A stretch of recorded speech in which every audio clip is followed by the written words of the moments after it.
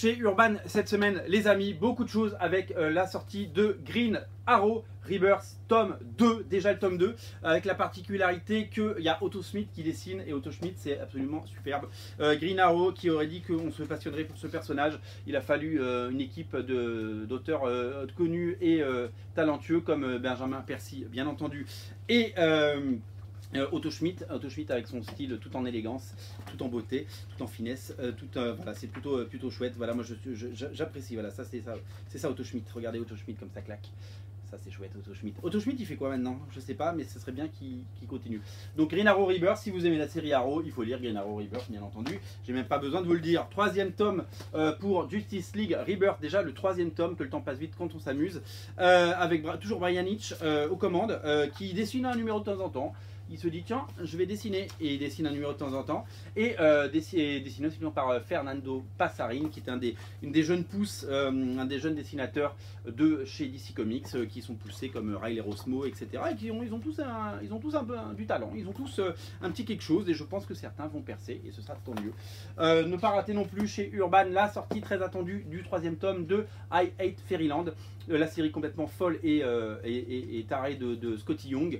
Déjà le troisième tome, toujours un grand format, toujours bien édité, toujours bien traduit, toujours aussi fun, toujours aussi coloré, toujours aussi barré, et une série que j'apprécie particulièrement, que je lis en VO depuis ses débuts, et voilà, c'est vraiment quelque chose à suivre. Les deux tomes 1 sont disponibles sur originalcomics.fr bien entendu. Ne ratez pas non plus la sortie de All Star Batman tome 2, après un tome 1 qui cassait des dents et des os, souvenez-vous, par Scott Snyder et John Romita Jr.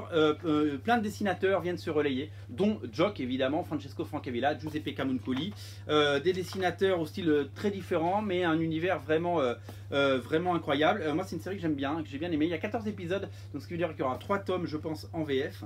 Le 3e tome est déjà annoncé, c'est du Scott Snyder. Si vous avez aimé ce que a fait Scott Snyder sur